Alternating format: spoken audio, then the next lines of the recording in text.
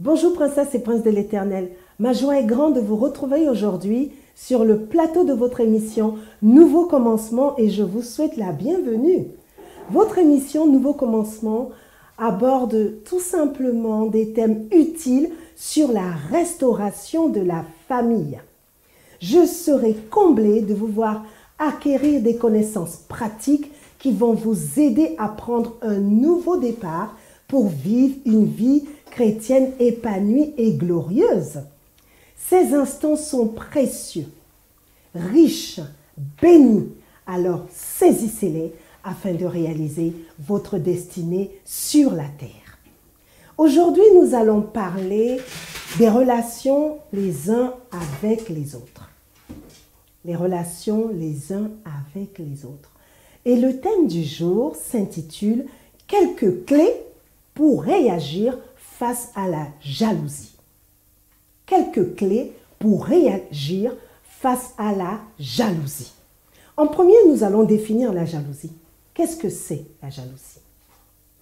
D'après le dictionnaire, Larousse précisément, la jalousie est définie de deux manières.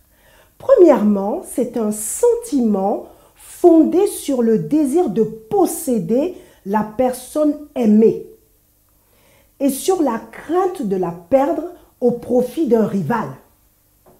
Par exemple, dans le cas du mariage, où le mari est jaloux de sa femme et vice-versa, la femme est jalouse de son mari parce qu'elle ne veut pas perdre l'être cher, parce qu'il ne veut pas perdre l'être cher. Secondo, la jalousie est un dépit envieux, ressenti à la vue des avantages d'autrui. C'est un dépit envieux, ressenti à la vue des avantages d'autrui. À présent, nous allons nous pencher sur le verbe jalouser, dont l'explication est assez pertinente, toujours selon le Larousse. Et que veut dire jalouser? C'est considérer quelqu'un avec jalousie, éprouver à son égard un sentiment d'envie. Et là, le Larousse nous dit, par exemple, jalouser un concurrent pour sa réussite. Et la seconde définition de jalouser, toujours d'après le Larousse, c'est désirer ardemment une chose possédée par un autre. Désirer une chose possédée par un autre. Et que l'on regarde comme un avantage enviable. Et l'exemple qui est donné par le Larousse, c'est jalouser les qualités d'un ami, par exemple. Il y a un mot qui ressort de toutes ces définitions, c'est le terme envie. Que signifie l'envie? Et là, nous retournons dans le Larousse qui nous donne la définition suivante. C'est la convoitise, mêlée ou non de dépit ou de haine à la vue du bonheur ou des avantages de quelqu'un. L'envie, c'est également, et là c'est une définition positive, je dirais, désirer d'avoir ou de faire quelque chose. Ou désirer que quelque chose nous arrive. Par exemple, j'ai envie de prendre des vacances. J'ai envie d'aller au ski. J'ai envie d'aller rendre visite à ma famille. Là, l'envie a une connotation positive. Et lorsque nous examinons la première définition qui nous parle de la convoitise, nous constatons qu'elle rejoint celle de la jalousie que nous avons définie plus haut.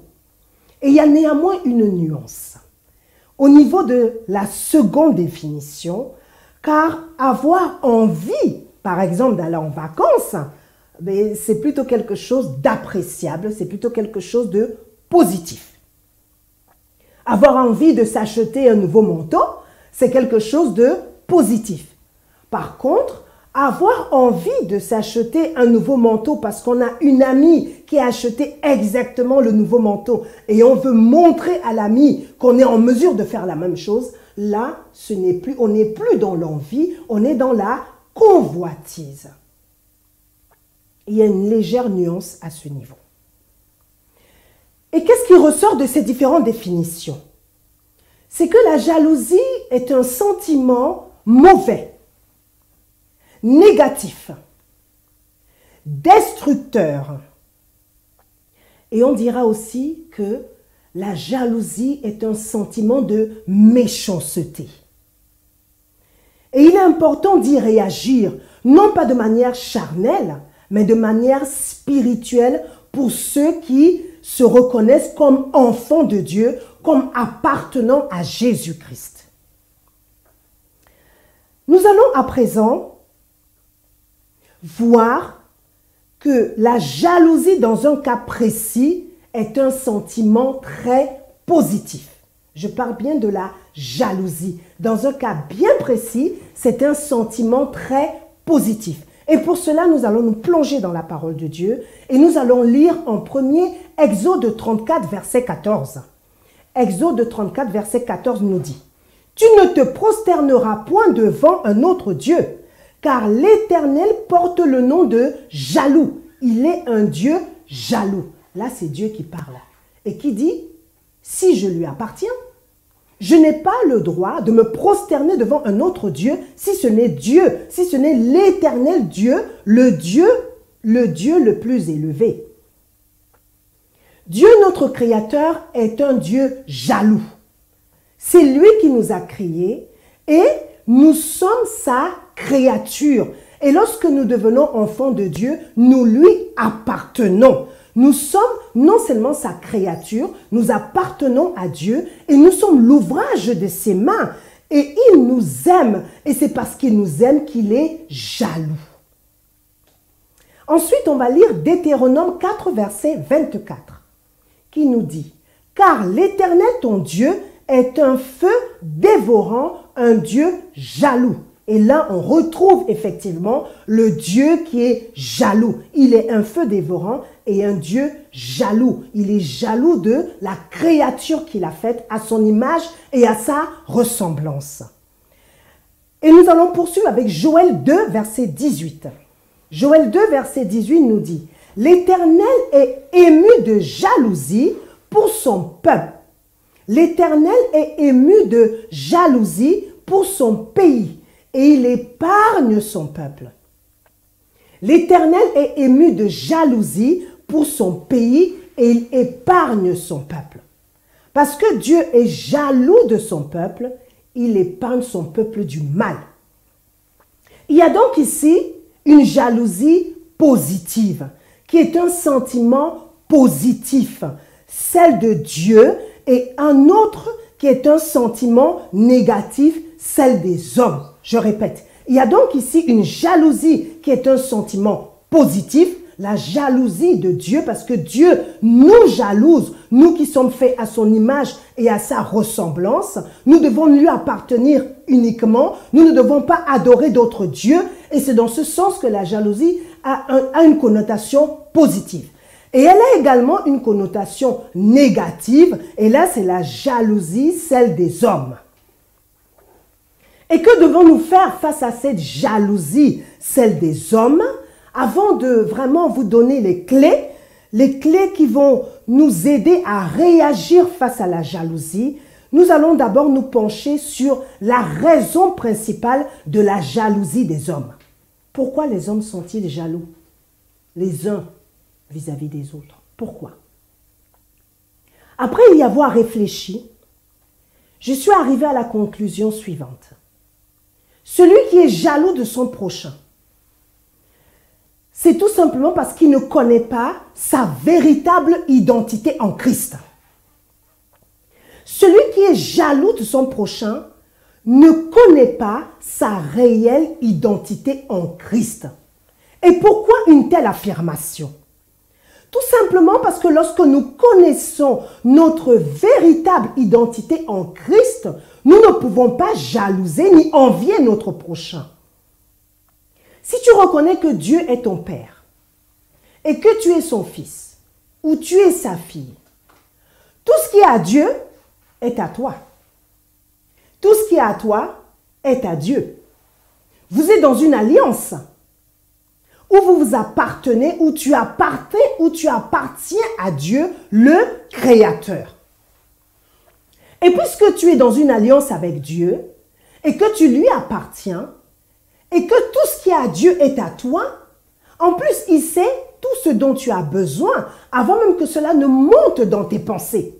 Donc, étant donné que Dieu est un Père et il sait que tu as des besoins, qu'est-ce qu'il va faire? Tout ce dont tu as besoin, Dieu est en mesure de te le donner. Tout ce dont tu as besoin est à ta disposition.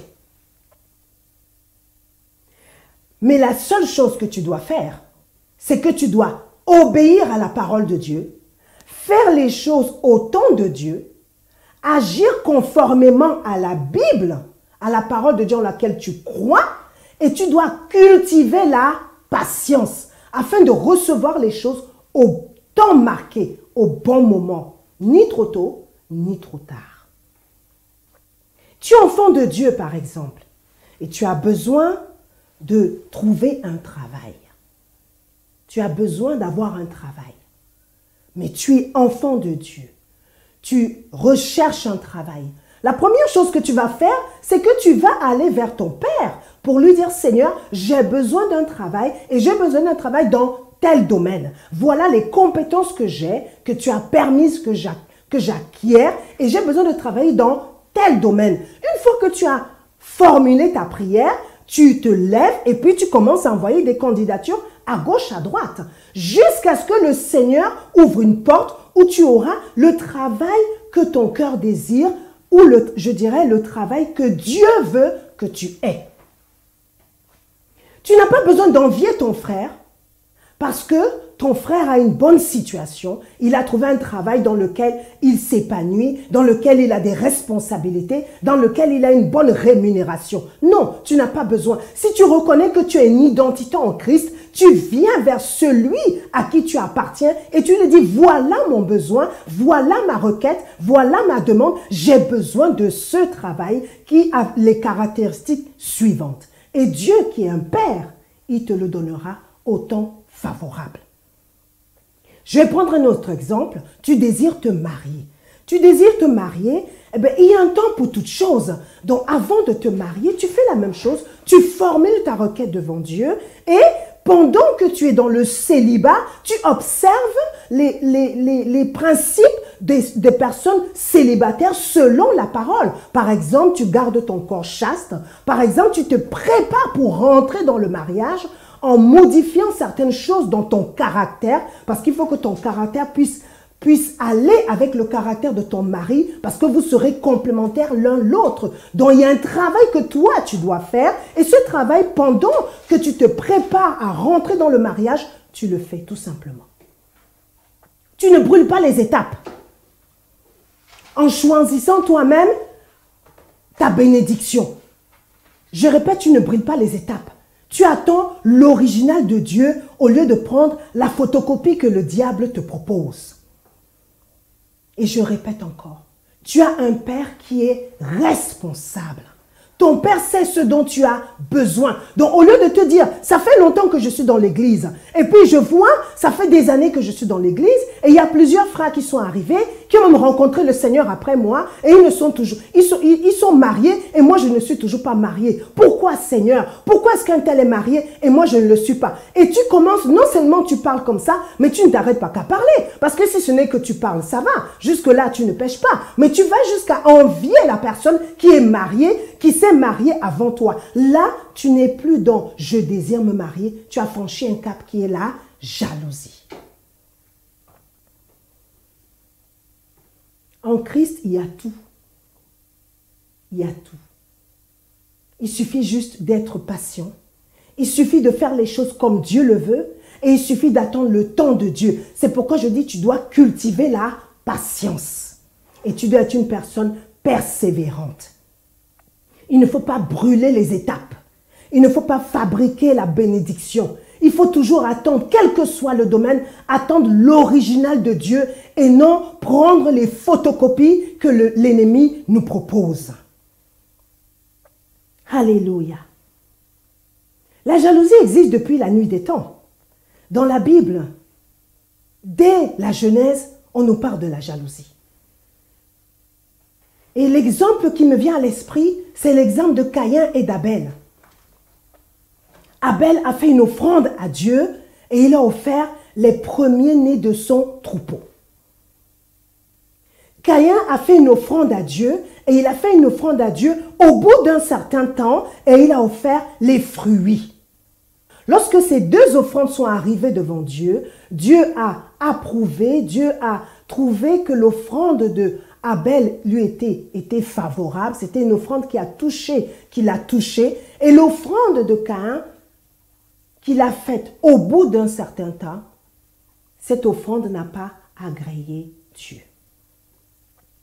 Que s'est-il passé ensuite? Caïn a commencé à porter de la jalousie vis-à-vis de son frère. Caïn a commencé à avoir de la jalousie vis-à-vis de son frère. Et c'est comme ça que finalement, il a tué tout simplement son frère. Il a tué. Parce que son offrande, l'offrande de son frère, avait été acceptée par Dieu. Dieu avait trouvé son offrande favorable. Mais celle de Caïn, elle n'avait pas été agréée par Dieu. Il a porté envie à son frère jusqu'à le tuer. Et jusqu'à présent, la jalousie est un sentiment que nous vivons.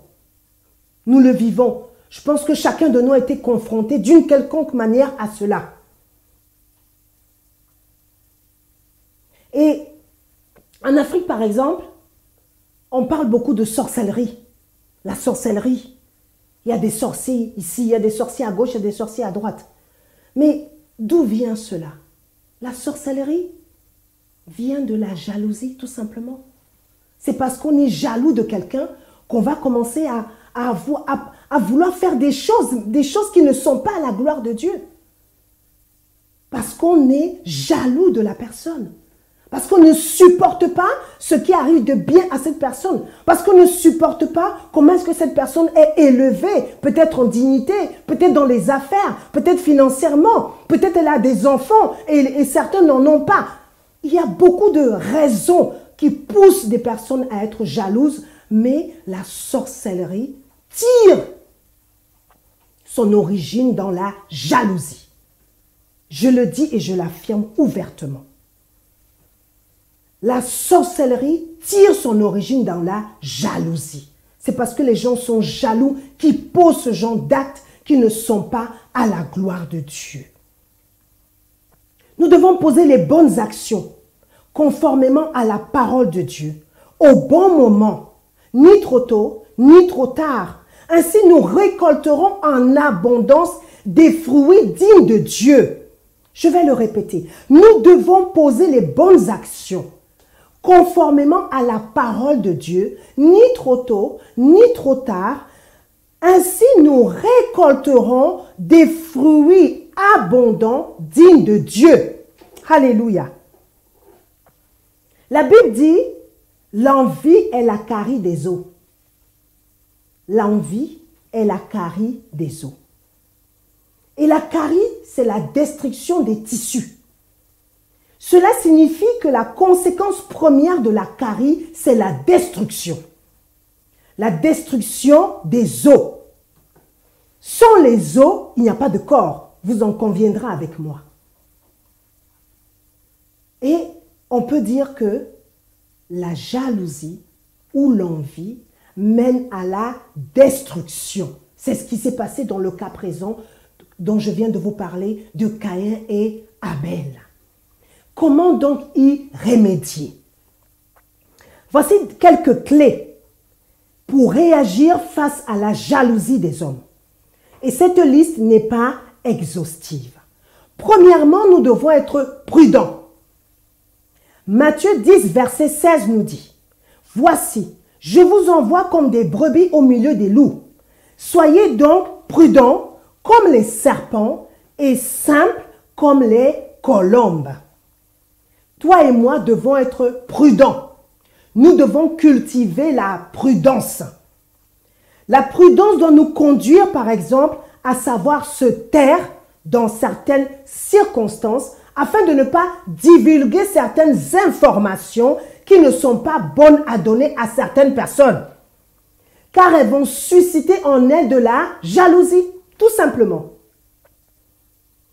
Je dis souvent, tu n'es pas obligé de te confier. Il y a un être suprême à qui tu peux te confier, c'est à Dieu. Et la Bible dit, malheur à celui qui se confie en l'homme et heureux celui qui se confie en Dieu. Tu n'es pas obligé de te confier, d'apporter des confidences aux hommes. Tu peux te confier à Dieu parce que la Bible te le conseille. La Bible te le recommande. Et lorsque tu te confies à Dieu, Dieu te répond. Lorsque tu attends de Dieu quelque chose, Dieu te répond. Et s'il nous recommande de nous confier en lui et non de nous confier dans les hommes, c'est parce qu'il sait que les hommes peuvent être faillibles. Mais lui n'est pas faillible. Dieu est infaillible. Tu peux confier quelque chose à quelqu'un, mais cette personne, lorsqu'elle va recevoir cette confidence, elle ne lui fera pas plaisir. Elle va susciter en elle de la jalousie. Mais si tu t'étais tu, si tu n'avais rien dit, cette jalousie qui a été suscitée dans le cœur de cette personne ne serait pas née. C'est pourquoi il est important d'apprendre à se taire. Il faut arriver à parler au bon moment et à se taire quand cela est nécessaire. Et lorsque tu as donné des informations à une personne qui ne devait pas les entendre, malheureusement, si c'est une personne qui est animée de jalousie, elle peut non seulement faire des incantations contre toi, elle peut fomenter des pièges contre toi, elle a reçu des informations et elle peut mettre toute une série d'agissements pour arriver à te contrecarrer dans les actions que tu vas poser par rapport à ce que tu lui as confié. À toi d'être sage et de savoir te taire dans certaines circonstances. La prudence est donc essentielle. La prudence est essentielle parce qu'une personne jalouse est animée de méchanceté, c'est-à-dire qu'elle est animée de l'esprit de Satan, de l'esprit du diable. Ce n'est pas quelqu'un qui est jaloux, n'agit pas avec l'esprit de Dieu, c'est impossible. Quelqu'un qui est jaloux agit avec l'esprit de Satan. Alors c'est à toi d'avoir le discernement pour savoir que cette personne, elle n'agit pas avec l'esprit de Dieu, elle agit avec l'esprit du diable. Et le comportement qu'elle a, qui montre qu'elle est jalouse, ce n'est pas un comportement qui vient de Dieu, qui émane de Dieu, ça vient de Satan et à prendre les dispositions qui s'imposent. La prudence, je répète, est donc essentielle. La seconde clé pour réagir face à la jalousie, c'est de ne pas s'énerver, encore moins se mettre en colère. Il faut savoir garder ton self-control. Et là, nous allons lire Proverbe 14, verset 29. Celui qui est lent à la colère a une grande intelligence. Mais celui qui est prompt à s'emporter proclame sa folie. Ensuite, nous lirons Job 5, verset 2. L'insensé périt dans sa colère. Le fou meurt dans ses emportements. Il ne sert strictement à rien de s'énerver, encore moins de se mettre en colère, lorsqu'on est confronté à la jalousie. Tout simplement parce que l'énervement et la colère vont te pousser à pécher contre Dieu et à attrister le Saint-Esprit qui est en toi. C'est pourquoi tu dois garder la maîtrise de toi-même. Tu dois avoir la maîtrise de toi. Tu dois avoir le self-control. Et cette maîtrise de soi-même est un fruit de l'esprit que tu dois cultiver. Et en le cultivant, cela t'empêchera de t'énerver et je dirais même d'être en colère face à des actes de jalousie que tu rencontres ou que tu vis. La troisième clé pour réagir face à la jalousie, c'est de ne pas être indifférent face à cette personne ou alors de décider de s'éloigner d'elle. Il ne faut pas manifester de l'indifférence. Ou alors tu dis, c'est même plus la peine que je la fréquente, je m'éloigne d'elle. il y a une seule condition où tu peux le faire, si Dieu te le demande. Si Dieu te dit clairement, te donne une instruction claire, où il te demande de te séparer d'une personne parce qu'elle est jalouse de toi, là tu le fais. Mais n'agis pas en étant indifférent vis-à-vis de cette personne. Ne manifeste pas de l'indifférence vis-à-vis de cette personne. Mais au contraire, montre-lui que tu as l'amour de Dieu en toi. Ne prends pas non plus la décision de t'éloigner d'elle, sauf si Dieu te le demande expressément. Et là, cela signifie que cette personne est devenue un lot pour toi et tu dois t'en séparer. Et j'avoue que le Seigneur m'a accordé la grâce de savoir si une personne m'envie ou pas, si une personne me jalouse ou pas. Du coup, je sais identifier qui est jaloux et qui ne l'est pas dans mon entourage proche et même dans mon entourage qui est un peu plus lointain. Le Seigneur m'a accordé la grâce de pouvoir identifier cela. Mais lorsque je l'ai identifié, je ne fouille pas la personne. Je ne me sépare pas de la personne. Je ne commence pas à manifester de l'indifférence vis-à-vis d'elle. Non, sauf lorsque Dieu m'en a donné l'ordre. Au contraire, je lui manifeste l'amour. Je sais, j'ai l'information par le Saint-Esprit, mais je manifeste l'amour qui est un fruit de l'Esprit que nous devons tous manifester, cultiver, pratiquer, appliquer jour après jour. Je suis parfaitement informée par le Saint-Esprit, mais mon comportement ne change pas. Et la personne, bien entendu, elle ne se doute de rien, puisqu'elle ne voit pas mon comportement changer. Mais moi, j'ai l'information. Ce qui est important, c'est d'avoir l'information. Parce que lorsqu'on a l'information, cela nous permet d'ajuster notre marche et de savoir comment nous comporter vis-à-vis de cette personne-là. Je ne vous dis pas que c'est une chose facile. Ça serait vous mentir. Mais c'est comme ça que nous devons marcher avec le Seigneur. C'est comme ça que nous devons marcher avec le Seigneur. Alléluia. Lorsque tu reconnais que quelqu'un est jaloux de toi, tu reconnais que quelqu'un t'envie, manifeste-lui l'amour. Montre-lui que l'amour de Dieu est en toi et marche avec elle selon l'amour du Seigneur. Ça veut dire que tu es en mesure de pardonner. Ça veut dire que tu es en mesure de continuer à parler à cette personne. Tu es en mesure de continuer, peut-être même de la fréquenter. Mais tu sais, tu as l'information. Ça veut dire que tu mets en pratique la première clé que je t'ai donnée. Tu es prudent. La Bible dit, soyez prudents comme des serpents. Donc tu es prudent. Vis-à-vis de cette personne, tu es prudent. Tu as l'information et tu es prudent. La quatrième clé pour réagir face à la jalousie, je viens de le dire, c'est de manifester l'amour et de continuer de faire le bien à cette personne. C'est important. J'insiste bien dessus. Tu dois manifester l'amour. Et dans la Bible, nous avons un exemple. C'est celui de David et de Saül. David était quelqu'un, comme dit la Bible, c'était l'homme selon le cœur de Dieu. Dieu aimait beaucoup David malgré ses multiples péchés.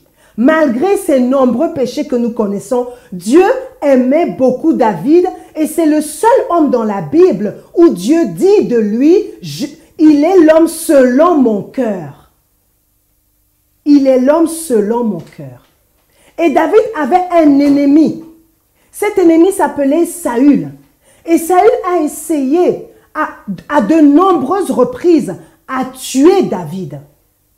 Mais il n'y est pas arrivé parce que Dieu l'empêchait de parvenir à ses fins. Et un jour, David a eu l'occasion de se venger. Il aurait pu dire, Dieu a livré mon ennemi entre mes mains et maintenant mon temps est venu de me venger et d'exercer ma justice.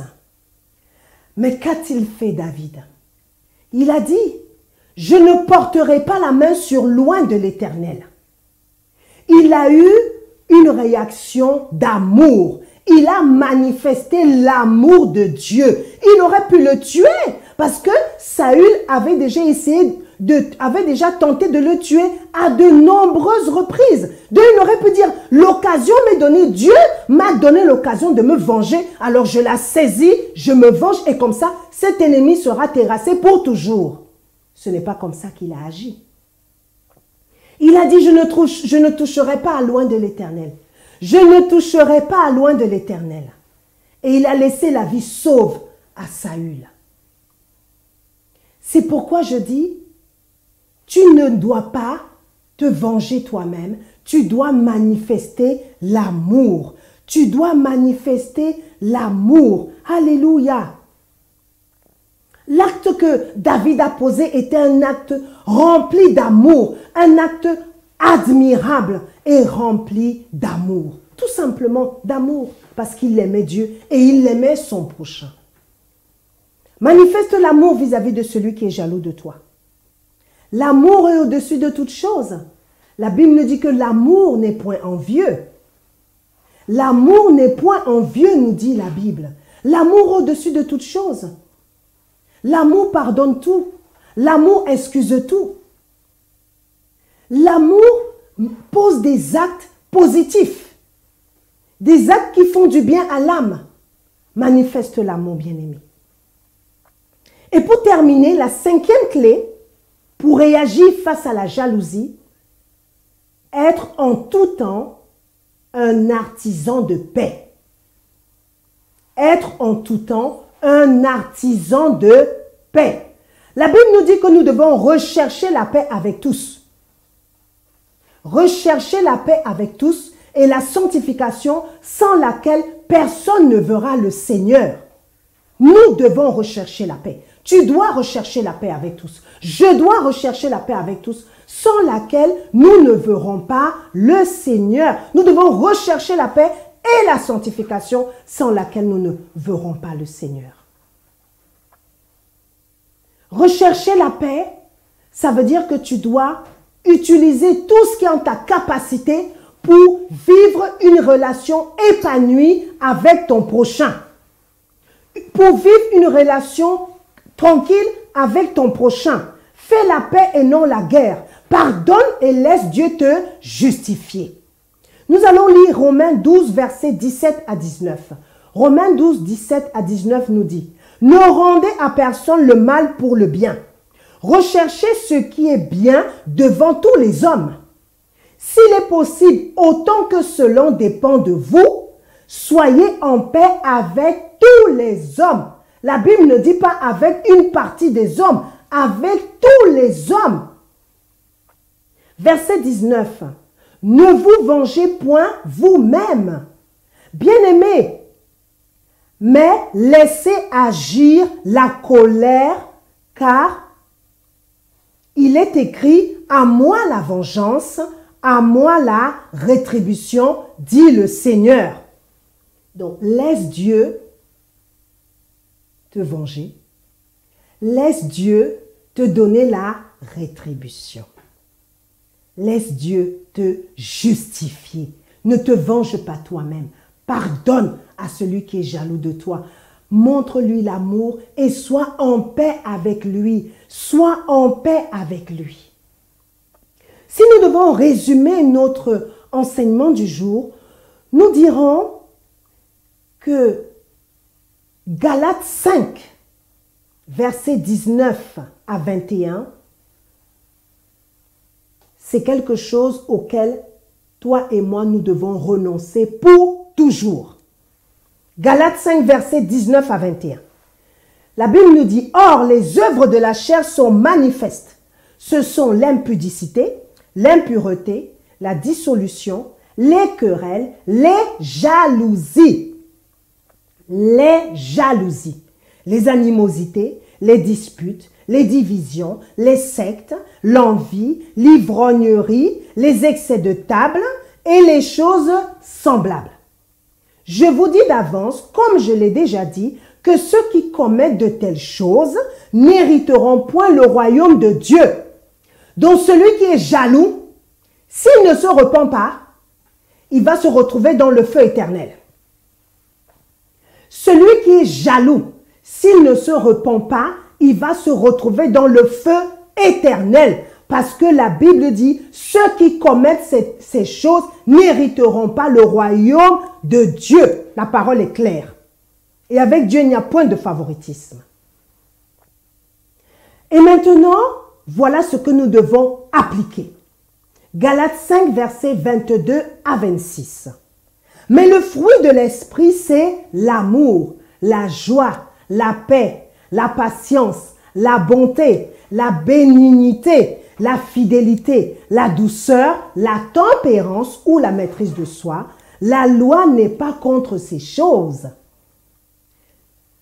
Et j'aime beaucoup le verset 14 qui dit, « Ceux qui sont à Jésus, Christ, ont crucifié la chair avec ses passions et ses désirs. » Verset 25, « Si nous vivons par l'esprit, marchons aussi selon l'esprit. Ne cherchons pas une vaine gloire en nous provoquant les uns les autres, en nous portant envie les uns les autres. » Alléluia. Renonce aux fruits de la chair, bien-aimés, car ce sont les chrétiens charnels qui appliquent les fruits de la chair. Si tu es un chrétien et que tu es un chrétien rempli de l'Esprit de Dieu, tu dois renoncer aux fruits de la chair. Et c'est à cela qu'on reconnaîtra que tu es un véritable enfant de Dieu. Ce n'est pas en disant « je suis enfant de Dieu » qu'on verra que tu es enfant de Dieu. C'est en appliquant la parole de Dieu qui est la vérité que les gens pourront dire que tu es véritablement enfant de Dieu. Et cela passe par renoncer à la jalousie. Bien-aimé, tu dois appliquer les fruits de l'esprit. Parce que cela te permettra d'hériter du royaume de Dieu, nous dit la parole. Et maintenant, je m'adresse à toi personnellement. Tu reconnais que tu as été jalouse de ton prochain. Tu reconnais que tu as été jaloux de ton prochain. Je t'en conjure. Dieu te connaît. Je ne te connais pas, mais Dieu te connaît. Parce que c'est lui qui t'a créé. Tu ne peux pas faire semblant devant ton Créateur. C'est pourquoi je te prie de demander pardon au Seigneur aujourd'hui. De te repentir sincèrement devant Dieu aujourd'hui. Et de décider de marcher et de mettre en pratique les fruits de l'esprit. Et en premier, l'amour. L'amour de ton prochain. Tu peux à présent faire cette prière avec moi. Répète après moi. Seigneur Jésus, je reconnais que j'ai été jaloux de mon prochain. Je te demande pardon. Je te demande pardon, Seigneur. Je me repens sincèrement devant toi. Pardonne-moi, Seigneur, pour la jalousie. Pardonne-moi, Seigneur, pour l'envie. Je reconnais que j'ai pratiqué cela et je te supplie de me pardonner. Je décide aujourd'hui de renoncer aux œuvres de la chair et d'appliquer les fruits de l'esprit. Au nom de Jésus-Christ. Amen.